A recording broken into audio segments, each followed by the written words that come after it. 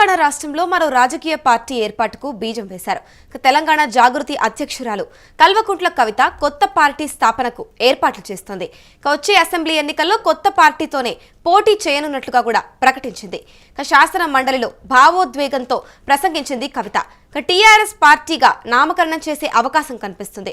వరుసగా కూడా సమావేశాలు నిర్వహిస్తోంది కవిత. మేధావులు మరియు జాగృతి నాయకులతో మంతనాలు చేస్తోంది. ఎమ్మెల్సీ పదవికి రాజీనామా చేసింది కవిత. బీఆర్ఎస్ పార్టీ నుంచి కవితను సస్పెండ్ చేసిన విషయం అందరికీ తెలిసిందే.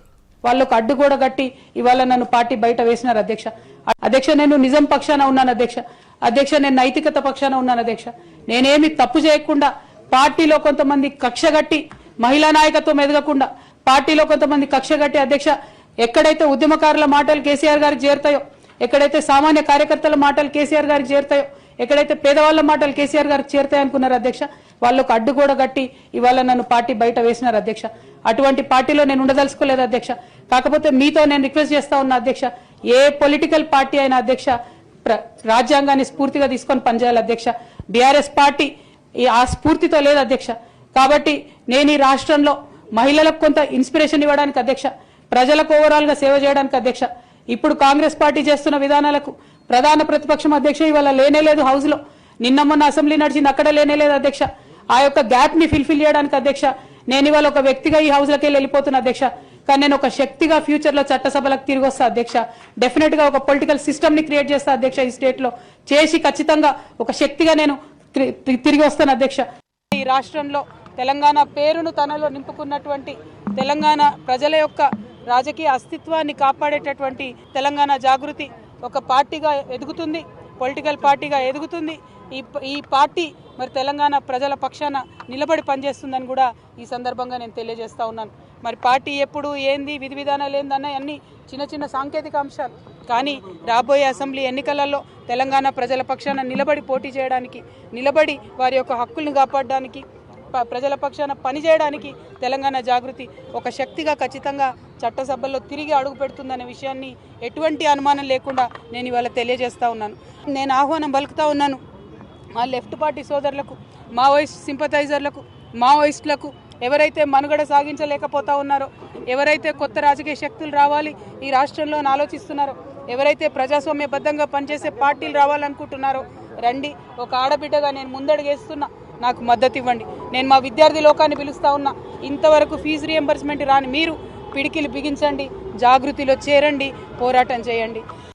మా నిరుద్యోగ యువకులకు నేను పిలిపిస్తా ఉన్నా, మీకు ఒక కొత్త రాజకీయ వేదిక వస్తుంది. మీ పక్షాన నిలబడి కొట్లాడడానికి, ఉపాధి అవకాశాలు కల్పించడానికి, మీకోసం పనిచేయడానికి ఒక కొత్త రాజకీయ వేదిక ఈ రాష్ట్రంలో రాబోతా ఉంది. అందరికన్నా ఎక్కువ మా ఆడబిడ్డల్ని కోరుతా ఉన్నా, ఒక ఆడబిడ్డగా తెలంగాణ రాజకీయ అస్తిత్వాన్ని కాపాడడం కోసం, మన ఆడబిడ్డల హక్కులు కాపాడడం కోసం నేను ముందడుగేస్తా ఉన్నాను. నన్ను దీవించండి, ఆశీర్వదించండి, నాతో పాటు నడవండి.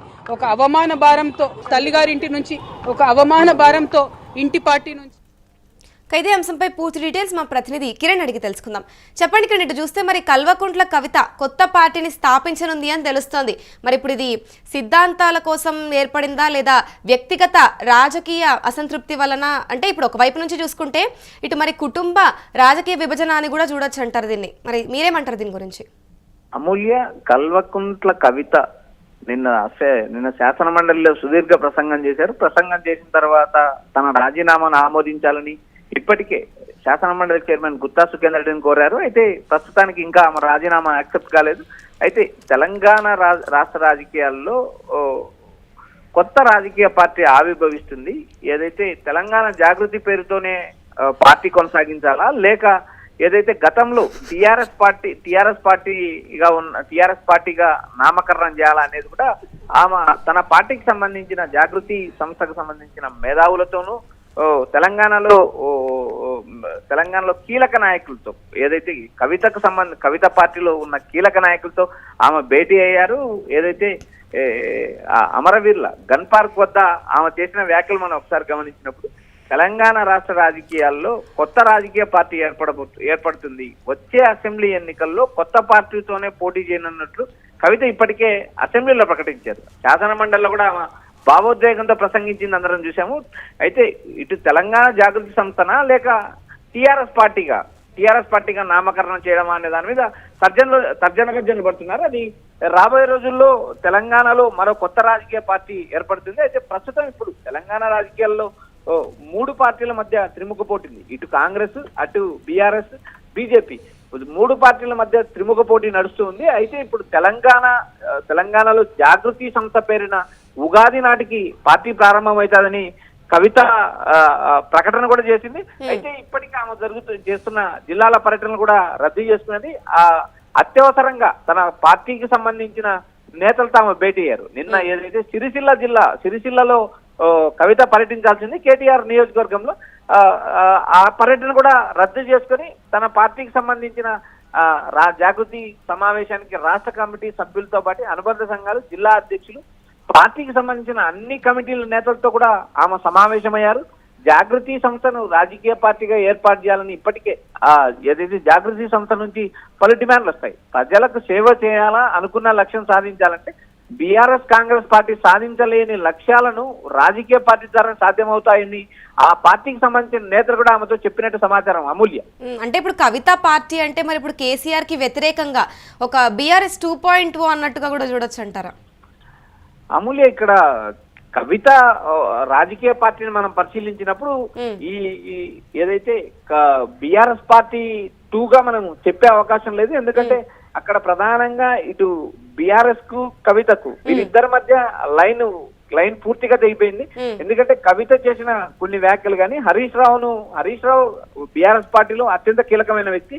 అలాంటి హరీష్ రావును బబుల్ షూటర్ అని వ్యాఖ్యానించడం, కొన్ని ఏదైతే హరీష్ రావు కాళేశ్వరం ప్రాజెక్టు విషయంలో అవినీతి పాల్పడడానికి హరీష్ రావు, సంతోష్ రావే ప్రధాన కారణం అంటూ ఆమె చేసిన వ్యాఖ్యలు కానీ ఈ కొన్ని వ్యాఖ్యలు ఏదైతే కేసీఆర్ లో ఆగ్రహం తెప్పించాయి. అయితే కేసీఆర్ ఏకంగా ఎలాంటి షోకాజు, ఎలాంటి వివరణ తీసుకోకుండా సస్పెండ్ చేయడం జరిగింది. పార్టీ నుంచి సస్పెండ్ చేసిన తర్వాత ఆమె జిల్లాల పర్యటన, జాగృతి సంస్థ తరఫున జిల్లాల పర్యటన చేస్తున్నారు. ఆ పర్యటనలో ఆయా ప్రాంతాలు పర్యటిస్తున్నారు. రాబోయే రోజుల్లో తెలంగాణలో కొత్త రాజకీయ వేదిక సిద్ధమవుతుంది, కొత్త రాజకీయ పార్టీ ఏర్పడుతుందని ఇప్పటికే ఆమె ప్రకటించడం జరిగింది. అది ఉగాది నాటికి అటు తెలంగాణ జాగృతి సంస్థ పేరుతానా గానీ లేక టీఆర్ఎస్ పార్టీగా నామకరణం చేస్తారనేది కూడా ఈ రెండిట్లో ఏదో ఒక పార్టీ పేరుగా నామినేట్ చేస్తారంటూ ఏదైతే కవితకు అంటే ఇప్పుడు టీఆర్ఎస్ అనే పేరుతో కనుక పార్టీని లాంచ్ చేస్తే మరి ఇప్పుడు కేసీఆర్ పేరు వాడుకున్నట్టే అవుతుంది అంటారు కదా? అమూల్య, గతంలో టీఆర్ఎస్ పార్టీ ఈ పేరును మార్చడాన్ని కవిత తాను వ్యతిరేకించానని చెప్పుకుంటూ వచ్చిన కోణం ఉంది. అయితే ఏదైతే గతంలో టీఆర్ఎస్ బీఆర్ఎస్ గా మారింది, అయితే టీఆర్ఎస్ అనే పార్టీని కానీ ఏదైతే రిజిస్ట్రేషన్ అయిన ఎన్నికల సంఘం వద్ద రిజిస్ట్రేషన్ అయిన ఈ పార్టీని కొన్ని సంవత్సరాల పాటు ఎలక్షన్ సంఘం హోల్డ్ లో పెడుతుంది. ఈ హోల్డ్ లో మినిమం 4 నుంచి 6 సంవత్సరాల మధ్య హోల్డ్ లో పెడుతుంది.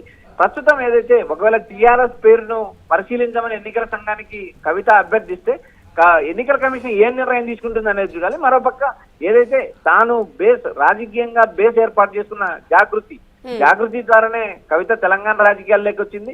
తెలంగాణ జాగృతి సంస్థ పేరుతో గతంలో కూడా బీఆర్ఎస్ పార్టీ అధికారంలో ఉన్నప్పుడు కూడా రాష్ట్ర వ్యాప్తంగా పర్యటనలు చేశారు. తర్వాత ఇప్పుడు కూడా ఏదైతే పార్టీ నుంచి సస్పెండ్ అయిన తర్వాత కూడా ఆమె జిల్లాల పర్యటన కూడా కొనసాగించారు. ప్రస్తుతం ఏదైతే ఉందో కవిత చెప్పిన ప్రకారం ఈ రెండిట్లో ఏదో ఒక పేరు ప్రకటన చేసే అవకాశం ఉంది. ప్రస్తుతం అయితే తెలంగాణ జాగృతి పేరుతోనే కార్యక్రమాలు నిర్వహిస్తారని, ఇతర రాష్ట్రాల్లో జరిగే కార్యక్రమాలు మాత్రం భారత జాగృతి పేరుతో నిర్వహిస్తామని ఆమె ఇప్పటికే ప్రకటించడం జరిగింది. అమూల్య, అంటే మరి ఇప్పుడు కవిత పార్టీ ఏదైతే ఉందో అది బీఆర్ఎస్ ఓట్ బ్యాంక్ చీల్చే అవకాశాలు ఉన్నాయంటారా? అమూల్య, ఇప్పటికిప్పుడు తెలంగాణ రాజకీయాల్లో కొత్త పార్టీ వచ్చి ఏర్పాటయ్యి అది ప్రజల్లోకి వెళ్ళి ఎస్టాబ్లిష్ అయ్యి వచ్చే ఎన్నికల్లో పోటీ చేయడానికి ఏ మాత్రం బలం సమీకరించుకుంటది అనేదాన్ని వేచి చూడాలి. ఎందుకంటే ఇప్పటికిప్పుడు కవిత ఈ పార్టీ ఓటు చీలుస్తుంది, బీఆర్ఎస్ ఓట్ బ్యాంక్ దెబ్బతీస్తుంది, లేదా బీజేపీ కాంగ్రెస్ ఓట్ బ్యాంకును ఎంతో కొంత చీల్చుతుంది అనే విషయాలపైన మనం ఇప్పటికిప్పుడు క్లారిటీగా చెప్పలేని పరిస్థితి. ఎందుకంటే ఇప్పుడు ప్రస్తుతానికి ఎన్నికలు లేవు. ఏదైనా మున్సిపాలిటీ ఎన్నికలు జరిగినప్పుడు కవిత తన జాగృతి పేరుతో ఏమైనా ఎన్నికల్లో పోటీ చేస్తే ఎలాంటి పరిస్థితి ఏర్పడుతుంది అనేది ఒక క్లారిటీ వచ్చే అవకాశం ఉంది. ఎందుకంటే రాబోయే స్థానిక సంస్థలు ఉన్నాయి, అటు జిహెచ్ఎంసీ గ్రేటర్ హైదరాబాద్ ఎన్నికలు ఉన్నాయి. వీటిని అన్నింటిలో ఏదైతే కవిత పోటీ చేస్తే ఏ పార్టీకి ఏ మరకు నష్టం జరుగుతుందని కొంత క్లారిటీకి వచ్చే అవకాశాలు ఉన్నాయి. ఒకవేళ కవిత ఈ స్థానిక ఎన్నికల్లో పోటీ చేయకుండా ఏకంగా అసెంబ్లీ ఎన్నికలకే ప్లాట్ఫామ్ సిద్ధం చేసుకుంటే కవిత వల్ల జరగబోయే నష్టం ఇటు బీఆర్ఎస్ పార్టీకి ఏ మేరకు జరుగుతుంది, లేదా కాంగ్రెస్ ఇటు బీజేపీ ఓట్ల చీలికను ఏమాత్రం ఓట్లు చీల్చగలుగుతుంది అనేది రాబోయే ఎన్నికల్లో చూడాలి. అందుకు 2025 వరకు వేచి చూడాలి. ప్రస్తుతానికైతే తెలంగాణ రాజకీయాల్లో ఓ క్లారిటీ ఇచ్చింది కవిత. రాబోయే రోజుల్లో తెలంగాణ జాగృతి పేరుతోనే రాష్ట్రమంతా పర్యటిస్తాం, రాజకీయ సభలు నిర్వహిస్తామని చెబుతూనే తెలంగాణలో కొత్త పార్టీ ఏర్పడుతుంది, వచ్చే ఎన్నికల్లో పోటీ చేస్తామంటామా స్పష్టత ఇచ్చారు Amulya. Right, thank you Kiran. ఇక చూసుకుంటే తెలంగాణ రాష్ట్రంలో మరో రాజకీయ పార్టీ ఏర్పాటుకు బీజం పడింది. ఇక తెలంగాణ జాగృతి అధ్యక్షురాలు కల్వకుంట్ల కవిత కొత్త పార్టీ స్థాపనకు ఏర్పాట్లు చేస్తున్నారు. వచ్చే అసెంబ్లీ ఎన్నికల్లో కొత్త పార్టీతోనే పోటీ చేయనున్నట్లు ప్రకటించారు. శాసన మండలిలో భావోద్వేగంతో కవిత ప్రసంగించింది. ఇక టీఆర్ఎస్ పార్టీగా నామకరణం చేసే అవకాశం కనిపిస్తుంది. వరుసగా సమావేశాలు కూడా నిర్వహిస్తుంది కవిత. ఇక మేధావులు మరియు జాగృతి నాయకులతో మంతనాలు చేస్తుంది. ఇక ఎమ్మెల్సీ పదవికి రాజీనామా చేసింది కవిత. బీఆర్ఎస్ పార్టీ నుంచి కవితను సస్పెండ్ చేసిన విషయం తెలిసిందే. ఈ నేపథ్యంలోనే ఇటు కవిత మళ్ళీ ఒక కొత్త పార్టీని స్థాపించనున్నట్టుగా కూడా తెలుపుతోంది. ఇది మరి ఇప్పుడు తెలంగాణ జాగృతి పేరిటన లేదా టీఆర్ఎస్ పేరిట స్థాపిస్తుందా అనేది మాత్రం ఒకందుకు చర్చనీయాంశంగానే మారింది. ఇక మరి చూడాలి అంటే ఎటువంటి పేరుతో ఇప్పుడు మరి కల్వకుంట్ల కవిత కొత్త పార్టీని స్థాపించనున్నారు అనేది.